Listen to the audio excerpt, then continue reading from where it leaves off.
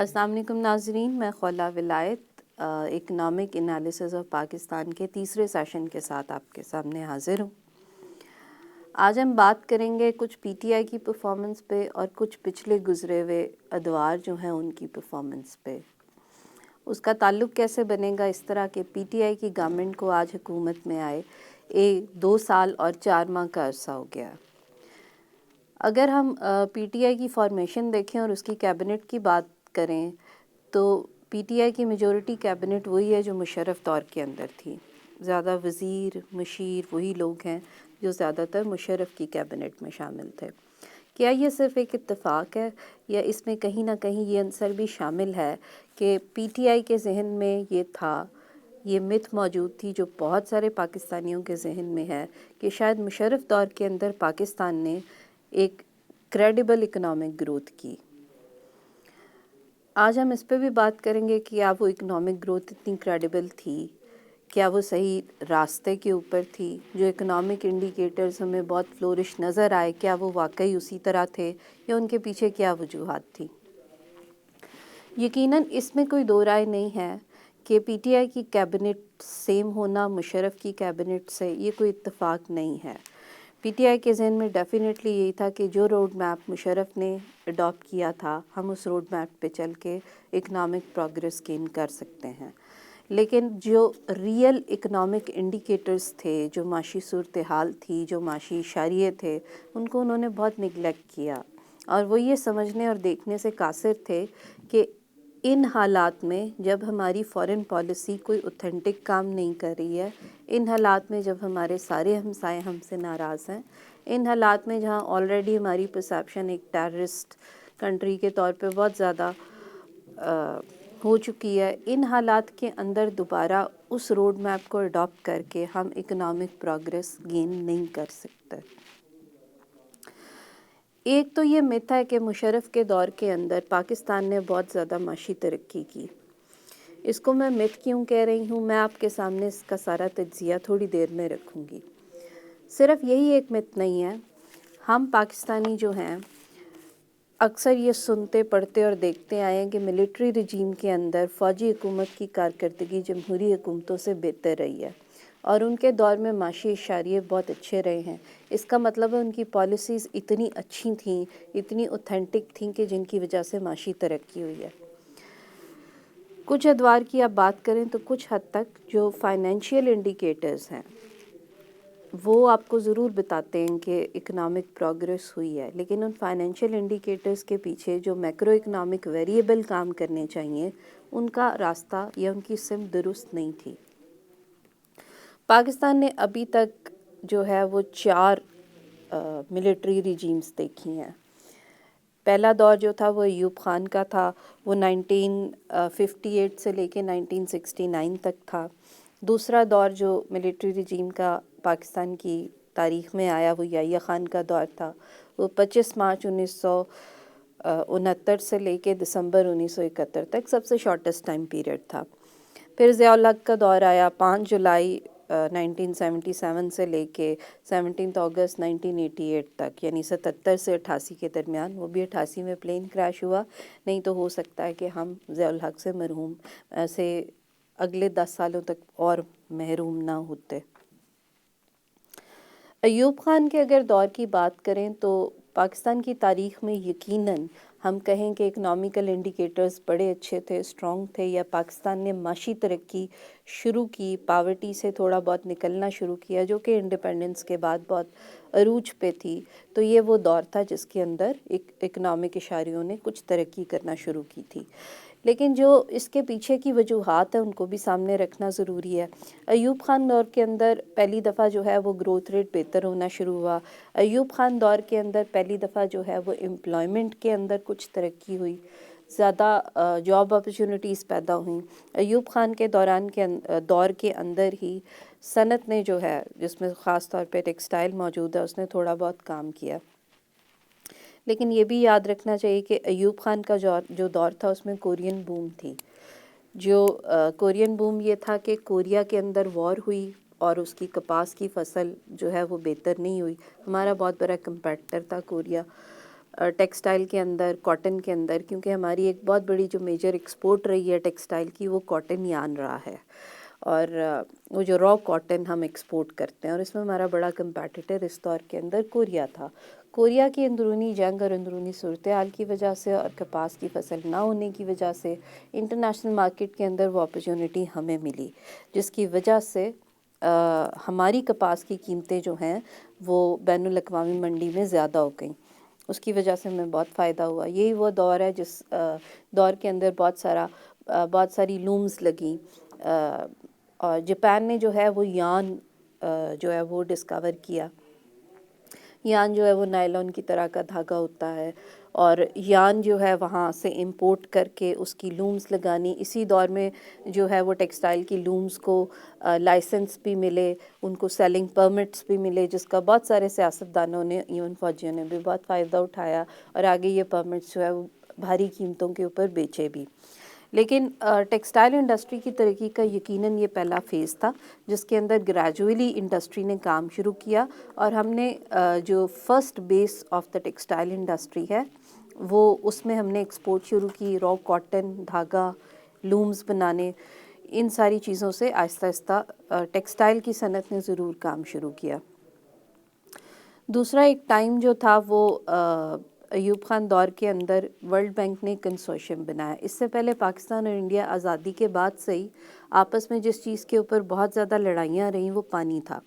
پانی کی تقسیم کے اوپر انڈیا اور پاکستان کے درمیان بہت زیادہ رائیولری رہی۔ اس میں پھر ورلڈ بینک نے یہ کام کیا کہ اس نے باقی بینکس کے ساتھ مل کے ایک کنسورشیم بنایا، اور اس نے ان کو کہا کہ آپ آپس میں ایک معاہدہ کریں، جو کہ سمتاز معاہدے کی صورت میں سامنے آیا۔ اس میں دریاؤں کی تقسیم ہوئی۔ اب دریاؤں کی تقسیم پہ یہ تھا کہ زیادہ دریا انڈیا کے حصے میں آئے، کم دریا ہمارے حصے میں آئے۔ اس چیز کو، اس پرابلم کو سالو کرنے کے لیے ورلڈ بینک کنسورشیم نے ان کو کہا کہ آپ اپنے واٹر سٹوریج کے ریزروائرز بنانا شروع کریں، یعنی ایسے ذخائر بنانا شروع کریں جہاں آپ پانی ذخیرہ کر سکیں، جس کے نتیجے میں جو ہے وہ ایوب دور کے اندر ہی ڈیم بنانے کا کام شروع ہوا۔ اس میں 2 ڈیم بنے، تربیلا ڈیم بنا اور منگلا ڈیم بنا۔ تربیلا ڈیم جو تھا، جس طرح سے اس کی تعمیر کی گئی اس طرح سے اس کے وہ نتائج حاصل نہیں ہو سکے جو ایکسپیکٹ کیے جا سکتے تھے، اور جس طرح سے ان کو ورلڈ بینک نے کہا تھا کہ آپ اس کو لوور سے گریٹر کی طرف لے کر جائیں، اس طرح سے کنسٹرکشن کریں، وہ نہیں کی گئی۔ اس کا جو روٹ بنایا گیا وہ ایوب خان کے اپنے علاقے کو بھی فیور کیا گیا، جس میں ہزارہ علاقہ، ہزارہ کمیونٹی بھی شامل ہے۔ Anyways, at the end of the day ہمیں 2 ڈیم مل گئے جس میں ہم نے واٹر ریزروائرز کا یہ پہلا سٹیپ تھا، اور ہم نے پانی سٹوریج کرنا شروع کیا، جس سے کافی حد تک پانی کی قلت میں کمی آئی۔ ایوب خان دور کے بعد جو دوسرا دور تھا وہ تھا یحییٰ خان کا۔ اب ایک اور چیز بھی یاد رکھنے والی ہے کہ یحییٰ خان کے دور سے پہلے پاکستان، مشرقی پاکستان اور مغربی پاکستان یونائٹڈ تھے، ایک ساتھ تھے۔ جوٹ انڈسٹری جو ہے اس کا ایک بہت بڑا کنٹریبیوشن ہے اس ٹائم پیریڈ کے اندر صنعتی ترقی کے لیے۔ اس کے بعد یحییٰ خان کا دور آیا جو کہ 25 مارچ 1969 سے لے کے دسمبر 1971 تک تھا۔ یحییٰ خان کے دور میں انٹرنیشنل سینیریو میں کچھ ایسی تبدیلیاں آ رہی تھیں جس کی وجہ سے ہماری لوکل لیبر کو بہت فائدہ ہوا۔ ایک رمضان وار جاری تھی، ہمارے ہاں وہ رمضان وار کے نام سے مشہور ہے۔ اس رمضان وار کے نتیجے میں جو عرب کنٹریز ہیں ان کو بہت فائدہ ہوا، کیونکہ رمضان وار کی وجہ سے جو عرب کنٹریز کا تیل تھا اس کی قیمتیں انٹرنیشنل مارکیٹ کے اندر زیادہ ہوئیں۔ اس تیل کی قیمتیں زیادہ ہونے کی وجہ سے جو عرب کنٹریز ہیں، جس میں سعودی عرب شامل ہے، یونائٹڈ عرب ایمریٹس شامل ہے، ان سب نے بہت ترقی شروع کی۔ انہوں نے اپنے علاقوں میں پھر کنسٹرکشن شروع کی، ہاسپٹلز بنانا شروع کیے، بلڈنگز بنانا شروع کی، اپنی گروتھ، ایک ماڈرن عرب ورلڈ کا کنسیپٹ پیدا ہوا۔ اب اس ماڈرن عرب ورلڈ کی تعمیر کے لیے ان کو جو لیبر چاہیے تھی وہ پاکستان سے، انڈیا سے، بنگلہ دیش سے جاتی تھی، اور چونکہ ان دنوں میں عرب بہت پراسپرس کر رہے تھے تو ان کی جو لیبر کی ویجز ہیں وہ بہت ہائی تھیں۔ اب ہماری لیبر جب وہاں گئی تو وہ نارملی باقی لیبر کی نسبت زیادہ پیسے کما رہی تھی کیونکہ یہ زیادہ محنتی لوگ تھے. اور دوسری بات یہ بھی تھی کہ باقی ممالک کی نسبت جیسے جو لوگ انگلینڈ جا رہے تھے یا یورپ جا رہے تھے ان کی نسبت یہاں لوگوں کی تنخواہیں زیادہ تھیں, یہاں لیبر کی ویجز زیادہ تھیں, جس کی وجہ سے واپس ہمارے پاس بہت ساری ریمیٹنسز آئیں. سو ریمیٹنسز میں اضافہ یا کیپٹل انفلو میں اضافہ جو ایوب دور کے اندر ہوا, جو یحییٰ دور کے اندر ہوا, اس کی بیسک ریزن رمضان وار ہے, اور انٹرنیشنل مارکیٹ کے اندر آئل پرائسز بڑھنے کی وجہ سے ہماری لیبر کی ڈیمانڈ کی وجہ سے فارن ریمیٹنسز زیادہ ہیں, جس کی وجہ سے گروتھ زیادہ ہوئی. ہم اگر اپنی معاشی ترقی کا ایک روڈ میپ دیکھیں تو آپ دیکھیں گے کہ پاکستان ہمیشہ سے اب ڈپینڈنٹ رہا ہے انٹرنیشنل اسسٹنس کے اوپر, بیرونی امداد, چاہے وہ بیرونی امداد آپ کو قرضوں کی صورت میں دی جائے, چاہے وہ بیرونی امداد آپ کو جہاد کے لیے دی جائے, چاہے وہ بیرونی امداد آپ کو ٹیررزم کی وار لڑنے کے لیے دی جائے, لیکن پاکستان ہمیشہ بیرونی امداد پہ اس نے انحصار کیا ہے. اب ہم یہ دیکھتے ہیں کہ یہ والے جو 3 دور ہیں جس میں تھوڑا تھوڑا انٹروڈکشن میں نے آپ کو بتایا کہ ایوب خان میں کیا ہوا, یحییٰ خان میں کیا ہوا. ضیاء الحق دور کے دوران آپ کو پتہ ہے کہ نیشنلائزیشن کی وجہ سے, جو کہ بھٹو دور میں بھی ہوئی, انڈسٹری کو بہت زیادہ نقصان پہنچا. پھر ضیاء الحق کی ایکسٹریم پالیسیز کی وجہ سے اوپن مارکیٹ کمپٹیشن کم ہوا, اور ضیاء الحق کی اسلامائزیشن کی پالیسیز کی وجہ سے ہمارے تعلقات یا ہماری خارجہ پالیسی بہت کمزور ہوئی, جس کی وجہ سے ہمیں بیرونی ممالک سے, خاص طور پہ مغربی دنیا سے بہت زیادہ پریشر کا سامنا تھا. وہ دور اکنامک پروگریس کے حساب سے یا معاشی ترقی کے حساب سے کمزور ترین دور رہا. اور انٹرنلی بھی پاکستان کی انڈسٹری نے, پاکستان کے باقی شعبوں نے نیگیٹو انڈیکیٹرز شو کیے. اس کے بعد ٹائم پیریڈ آیا مشرف دور کا. مشرف دور شروع ہوتا ہے اکتوبر 1999 سے لے کے اگست 2008 تک, longest period of military regime in its. اور ایک جو دوسرا رخ تاریخ میں اس کا دیکھا جاتا ہے کہ شاید یہ معاشی ترقی کے حساب سے بہت اچھا دور رہا. ہم ذرا آج اس چیز پہ بھی غور کر لیں کہ معاشی ترقی ہم کہتے کس کو ہیں. فائنینشیل انڈیکیٹرز اگر آپ کو پازیٹیو ٹرینڈ دکھاتے ہیں, یا فائنینشیل انڈیکیٹرز اگر آپ کو اپورڈ انکریٹیشن دکھاتے ہیں, تو اس کا یہ مطلب نہیں ہے کہ آپ گرو کر رہے ہیں. کسی ملک کی معاشی ترقی کا انحصار اس کے میکرو اکنامک انڈیکیٹرز کے اوپر ہوتا ہے. یعنی آپ کے ہاں روزگار مہیا ہو, آپ کے ہاں صنعت ترقی کر رہی ہو, آپ اپنی ایٹ لیسٹ لوکل مارکیٹ کی سپلائی جو ہے اس میں خود انحصار ہوں, خود کفیل ہوں, آپ کے ہاں ٹیکنالوجی میں کام ہو رہا ہو, آپ کے ہاں انفراسٹرکچر میں کام ہو رہا ہو, آپ کے ہاں پاورٹی ریٹ کم ہو رہا ہو, آپ کے ہاں پر کیپٹا انکم زیادہ ہو رہی ہو, اور آپ کے ہاں جو کلاس ڈفرینسز ہیں یا ڈسپیرٹیز ہیں وہ کم ہو رہی ہوں, پھر تو آپ یہ کہہ سکتے ہیں کہ ایک ملک جو ہے وہ معاشی ترقی کی راہ پہ چل رہا ہے. لیکن اگر صرف آپ کے اشاریے, جو فائنینشیل اشاریے یا فائنینشیل انڈیکیٹرز ہیں, جس میں گروتھ ریٹ آ گیا, جس میں ریمیٹنسز آ گئیں, فارن ڈائریکٹ انویسٹمنٹ آ گئی, اگر صرف یہ اشاریے آپ کو دکھاتے ہیں کہ وہ پازیٹیو جا رہے ہیں, تو اس کا مطلب یہ نہیں ہے کہ آپ معاشی ترقی کی صحیح ڈگر پہ موجود ہیں. اس کا یہ مطلب ضرور ہے کہ کہیں نہ کہیں آپ کا انحصار ایسی طاقتوں کے اوپر ہے یا ایسے سیکٹرز کے اوپر ہے جن کی گروتھ ٹیمپریری ہوتی ہے, پرماننٹ نہیں ہوتی ہے. مشرف دور کے اندر بھی کچھ اسی طرح سے ہوا. اس کی کہانی بہت زیادہ مختلف نہیں ہے. اگر ہم کمپیئر کریں تو ہم کہیں گے کہ جو ڈیموکریٹک گورنمنٹس آئیں, یعنی جو جمہوری طاقتیں تھیں, جب بھی وہ حکومت میں آتی ہیں تو ان کا ایک کنٹریبیوشن یہ ضرور رہا ہے کہ انہوں نے انڈسٹری کو ریوائیو کرنے کی کوشش کی ہے, سوائے پی ٹی آئی کے دور کے. لیکن جو ہم ملٹری ریجیمز دیکھتے ہیں انہوں نے ہمیشہ فائنینشیل انڈیکیٹرز پہ کام کیا, یا صرف ان انڈسٹری میں انویسٹ کرنے کی کوشش کی ہے جو انڈسٹری ان کی اپنی انڈسٹری تھی. وار انڈسٹری کو اسٹرانگ بنایا گیا ہے, جو فارن فنڈنگ ہے اس کے اوپر بہت زیادہ ڈپینڈ کیا گیا ہے. ہم اس کو یہ ضرور کہہ سکتے ہیں کہ مشرف کا دور جو تھا یہ مچ ہائپڈ پروگرس کا دور تھا, جتنی ہائپ کریٹ کی گئی اس نے ایک ببل اکانومی پیدا کی، ایسی اکانومی پیدا کی جس میں ریٹرنز زیادہ تھے لیکن ٹیمپریری تھے، عارضی تھے، اور ایک ایسی اکانومی تھی جس میں جو ریٹ آف ریٹرنز ہیں انویسٹمنٹ کے اوپر، اس کا فائدہ صرف ایک خاص طبقے کو پہنچا، اس کا فائدہ عام طبقے تک نہیں گیا۔ کیوں؟ اس کی بات ہم تھوڑی دیر میں کرتے ہیں۔ ہم بات کرتے ہیں مئی 1998، مشرف نے 1999 کے اندر آ کے اقتدار سنبھالا، لیکن 1998 مئی میں ہم پہ مغربی دنیا کی طرف سے، خاص طور پہ جو ہمارے ڈونرز ہیں جو ہمیں ایڈ دیتے ہیں، ان کی طرف سے پابندیاں لگنا شروع ہو گئیں، کیونکہ ہم نے نیوکلیئر ایکسپیریمنٹ کیا اور ہم جو ہیں ایک نیوکلیئر کنٹری بن گئے۔ اس کی وجہ سے پاکستان کے اوپر بہت ساری سینکشنز تھیں۔ تو اس کے بعد جو پہلے 2-3 سال ہیں وہ بہت ٹف رہے مشرف حکومت کے۔ 99 ورس دور رہا جس میں جی ڈی پی بہت نیچے گیا، 2000 کے اندر جی ڈی پی اور نیچے گیا۔ جیسے اگر میں آپ کو بتاؤں کہ 1999 کے اندر جو آپ کے فارن ایکسچینج ریزروز تھے وہ 2.7 ارب ڈالر تھے، اور 2000 کے اندر یہ کم ہو کے 1.96 ارب ڈالر رہ گئے۔ 2001 کے اندر یہ دوبارہ بڑھے اور یہ 3.21 ہو گئے۔ اس کی ریزن کیا تھی اس پہ بھی ہم بات کرتے ہیں۔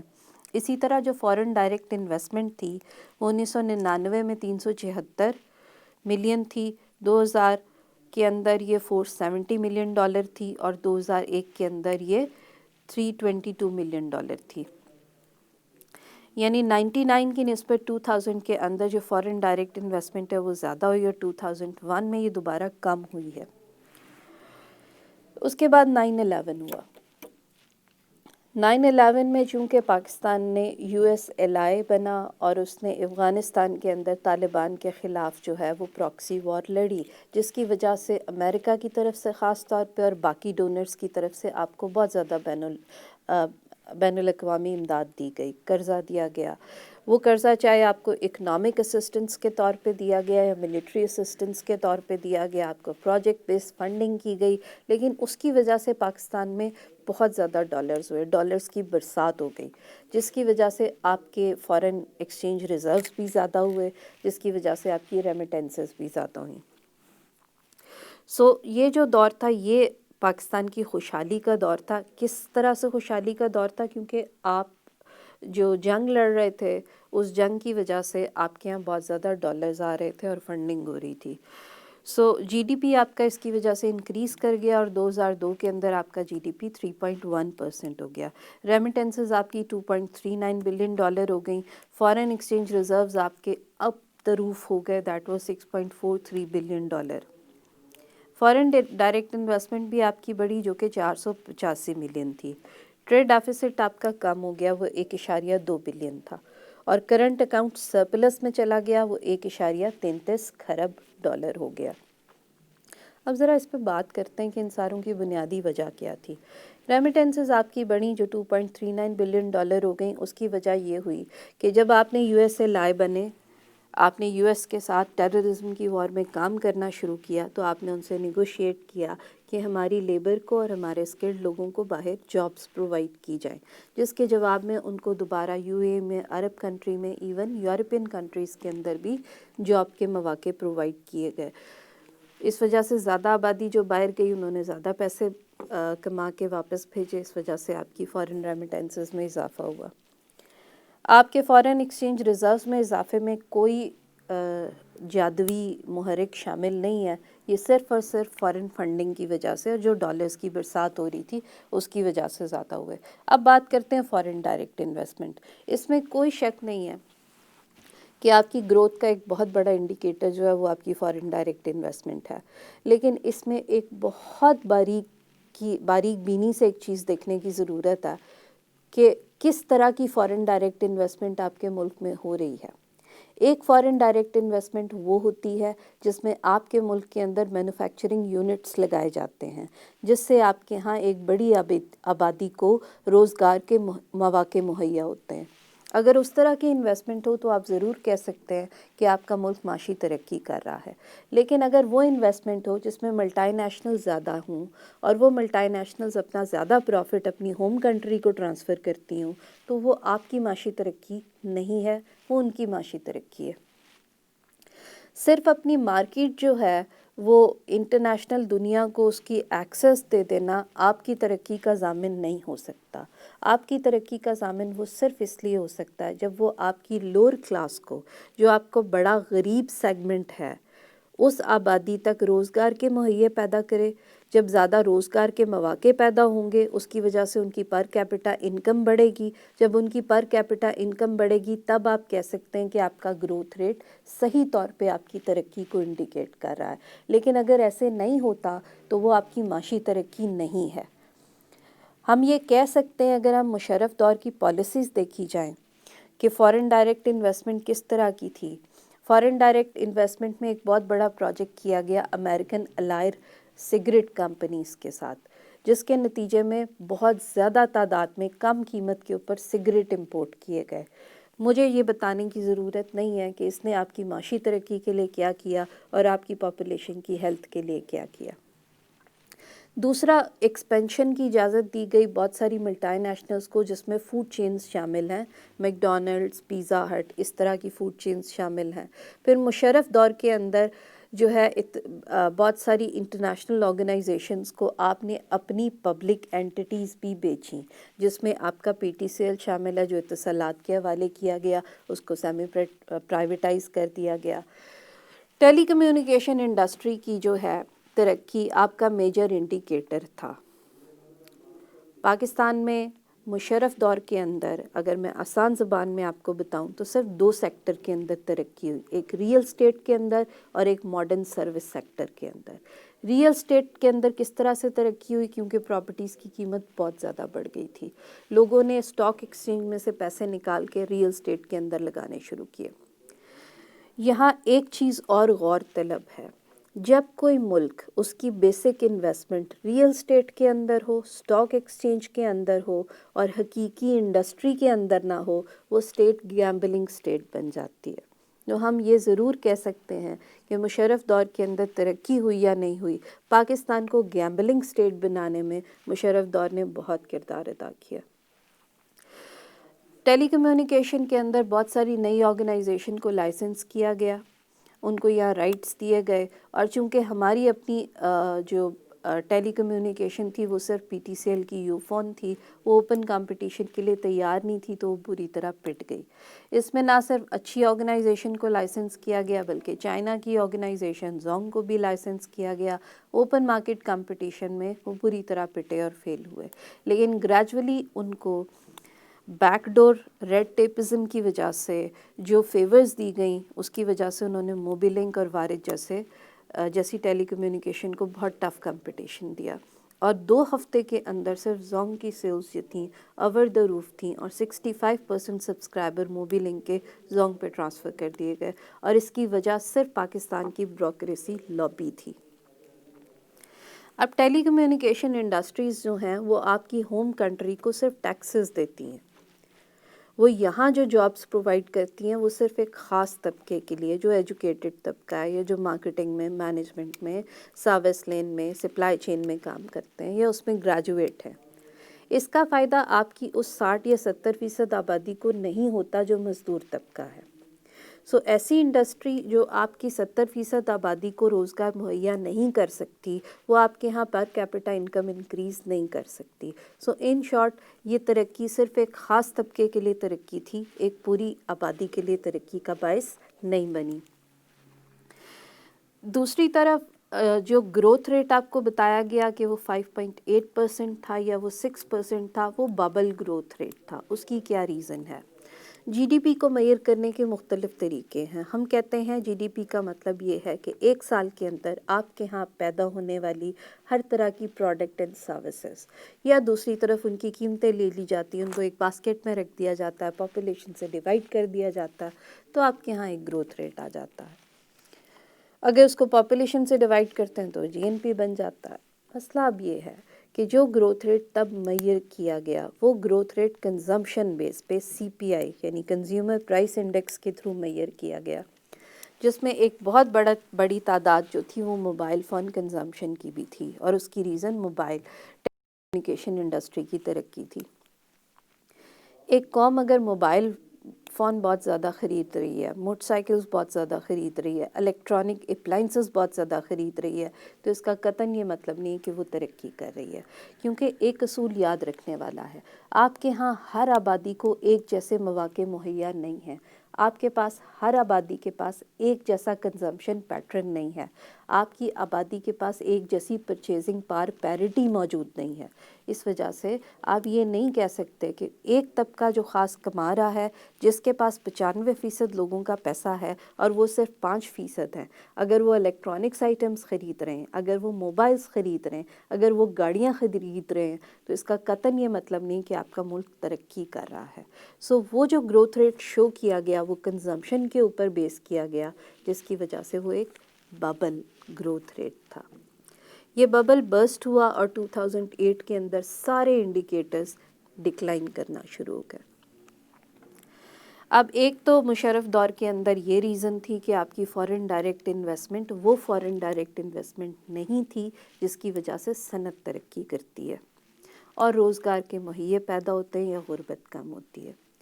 دوسرا، مشرف دور کی پالیسیز جو تھیں وہ باقی ممالک کے ساتھ اچھے تعلقات کی وجہ سے بھی کامیاب ہوئیں.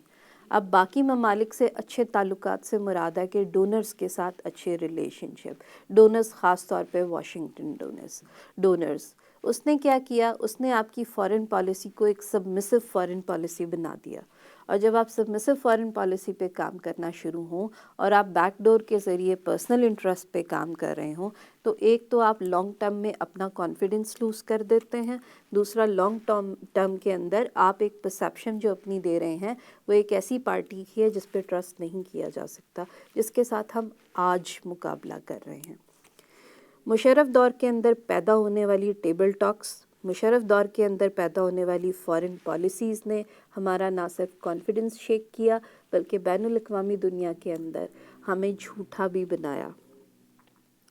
بیکاز جب آپ ایک پراکسی وار لڑ رہے ہیں اور آپ ان کی فنڈنگ پہ کام کر رہے ہیں، آپ ان کی ایڈ کے تحت چل رہے ہیں اور آپ ان سے صحیح بات نہیں کر رہے، تو پھر یہ ایک ڈوئل کرائسس پیدا کرتی ہے، جس کی وجہ سے جتنی بھی بعد میں ڈیموکریٹک گورنمنٹس آئیں انہوں نے بہت کوشش کی کہ وہ فارن پالیسی کے اندر اپنی پرسیپشن کو چینج کریں، دنیا میں ایک اعتبار کا، ایک کانفیڈنس کی فضا دوبارہ پیدا کر سکیں تاکہ ٹریڈ کے اندر آپ کچھ بیلنس پیدا کر سکیں، لیکن یہ نہیں ہو سکا.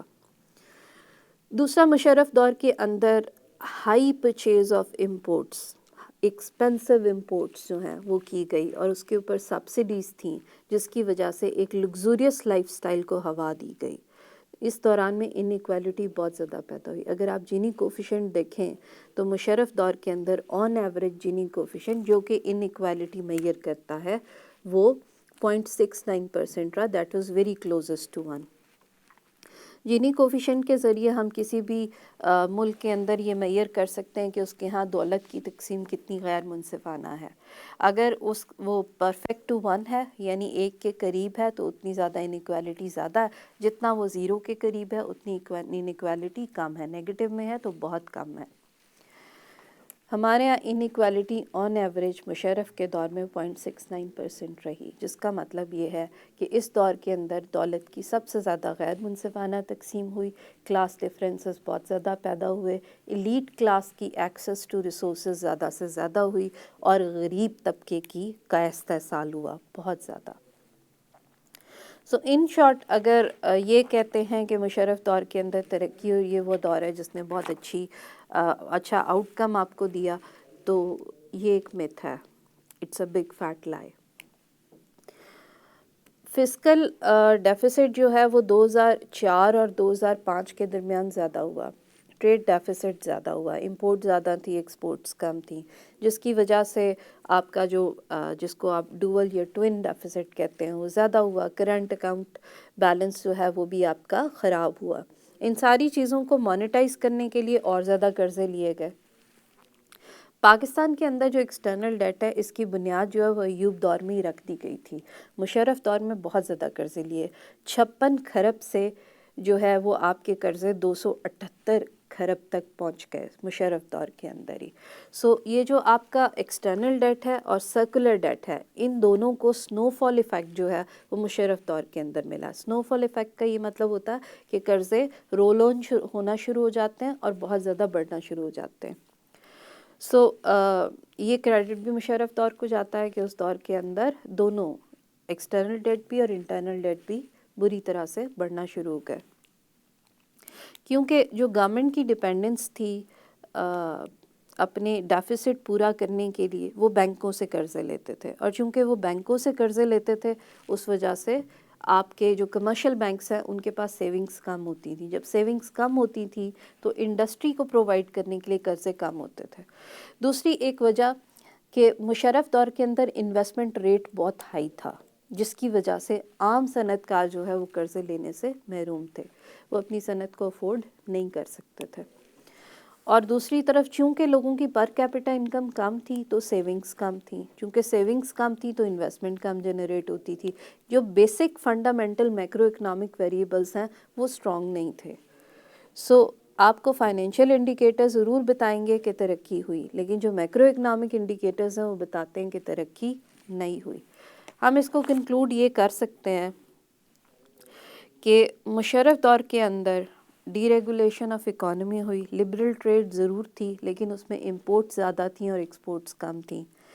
आम इंडस्ट्री को, जो लोकल इंडस्ट्री है, उसको तरक्की नहीं दी गई, ऐसी पॉलिसी नहीं बनाई गई कि उनमें इन्वेस्ट किया जाता। मल्टी नेशनल्स यहाँ ज़रूर आई, फॉरेन इन्वेस्टमेंट भी आई, लेकिन उन्होंने यह मैन्युफैक्चरिंग यूनिट नहीं बनाए, सिर्फ हमें कंज्यूमर मार्केट के तौर पे इस्तेमाल किया। सो पाकिस्तान को कंज्यूमर सोसाइटी बनाने में भी मुशर्रफ दौर का बहुत बड़ा हाथ है। स्टेट इंटरप्राइजेस की प्राइवेटाइजेशन की गई, जिसकी वजह से भी बहुत नुकसान हुआ।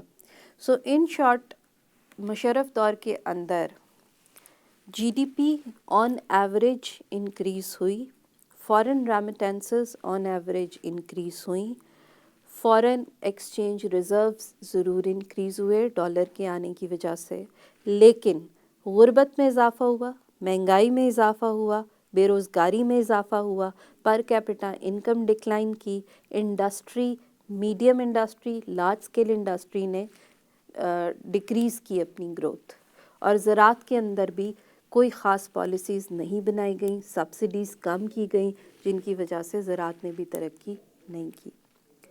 सो मेरी कोशिश ये थी कि ये जो एक मिथ है कि मिलिट्री रिजीम्स ने हमेशा इकनॉमिकली अच्छा परफॉर्म किया है और डेमोक्रेटिक रिजीम्स ने नहीं किया, ये इस मिथ को आप तक पहुंचाऊं कि इसके पीछे बेसिक रियलिटी क्या है। I hope this will clear the air of misconception among the people कि मिलिट्री रिजीम बहुत सक्सेसफुल रहती हैं, उनकी पॉलिसीज़ बहुत स्ट्रॉन्ग होती हैं, उनकी पॉलिसीज़ बिल्कुल भी डेमोक्रेटिक नहीं होती और एक आम आदमी को फ़ायदा पहुंचाने वाली नहीं होती हैं। आज के लिए इतना ही। अगली दफ़ा आपके साथ एक नए माशी मसले पे बात होगी और उसके हल के साथ बात होगी। तब तक इजाज़त दीजिए। अल्लाह हाफ़िज़।